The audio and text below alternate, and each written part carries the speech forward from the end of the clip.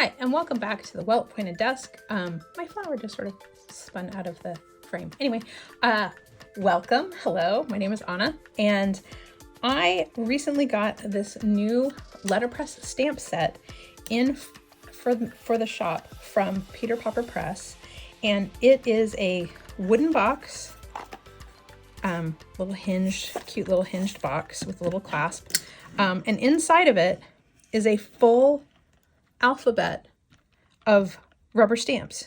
You have uppercase, you have lowercase, you have numbers and punctuation. And I was really excited to get these in. I believe they retail for $14.99, $15.99, something like that.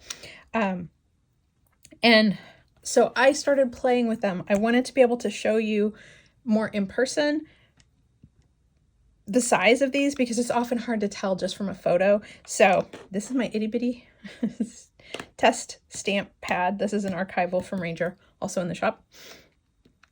And I was testing it on some paper just to see how they stamped. And one of the things that I noticed particularly is the way that these stamps are set up. Oftentimes, because it has rubber that extends all the way to the edge. So I'll flip one over. This one I have not used yet. But you see how there's rubber all the way to the edge, and there's quite a bit above this letter. When you stamp it, there's enough cushion on this that those don't get pressed down as much as the letter, and so then they show up around the edge. So what I wanted to do today was show you just really quickly how to make this not put this like little black edge or these little dots. And you'll see here down towards the bottom, I'm getting a lot less of that. And that's because I spent about an hour yesterday, maybe not that long, going through at least the capital letters and cleaning up the stamps. So what you'll need to do this is an X-Acto blade or a craft knife of some type. I recommend something fine and delicate like your sort of classic X-Acto knife. Rather than like a box cutter, because this can cause mortal damage. So you need to be careful. You need to have a new blade so that it's good and sharp, because the duller the blade, the more likely you are to have an accident. But what I did was I took the stamps and I trimmed off, as you can see here, I trimmed off some of this excess rubber. And in order to do that, I'll walk you through the steps. And then I just did it like a test stamp to see if I needed to trim any more of it off. So what I do is I take my craft knife. This is gonna require a little thought on my part, but I just press and keep your fingers out of the way to cut in. And like I said, it does take a little bit of time. I do recommend putting on a podcast or an audiobook or your favorite show, but just pressing that down and then just kind of using your X-Acto to peel that off. And so on this one, I'm probably just gonna do this side. And like I said, keep your fingers out of the way. And then just press down, and don't press too, it's like you have to kind of find your pressure, because if you press too hard, you're starting to cut into the wood, and you don't really want to do that. But once I did that, and then I could stamp, and see, I'm still getting a little dot right there. So I'm going to need to trim that little part off. And to do that, I'm just going to go at an angle. So I'm not trying to carve around or be real accurate. So just a little straight line, just to peel that little bit off. So now, well, if I stamp steady,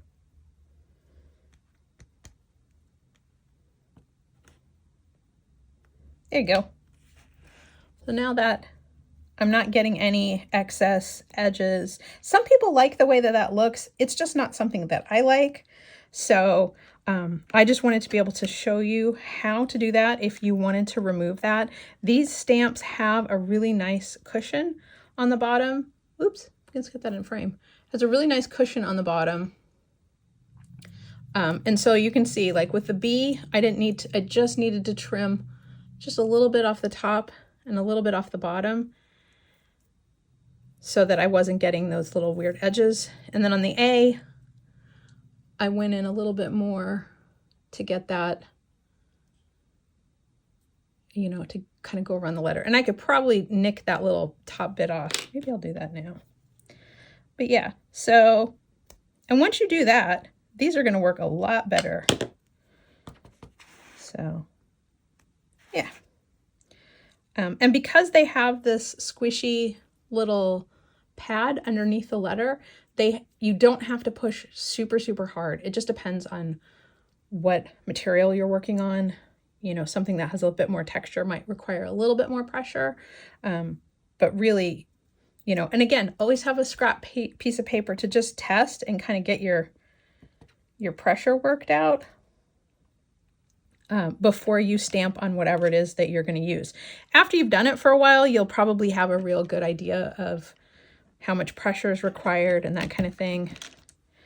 But yeah, so I will sit down and do the rest of these because I did not do the lowercase yet.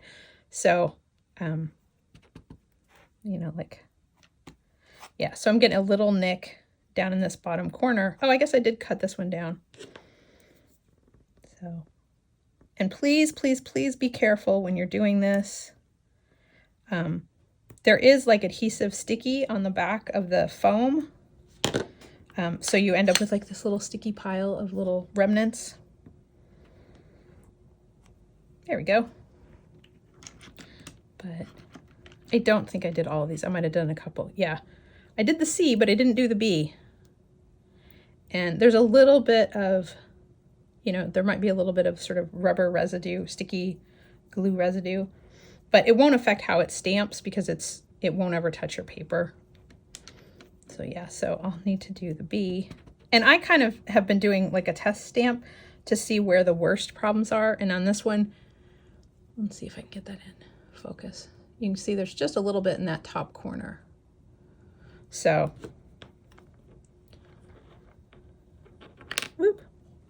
This is hard to not cut my fingers off and make sure that I'm in frame.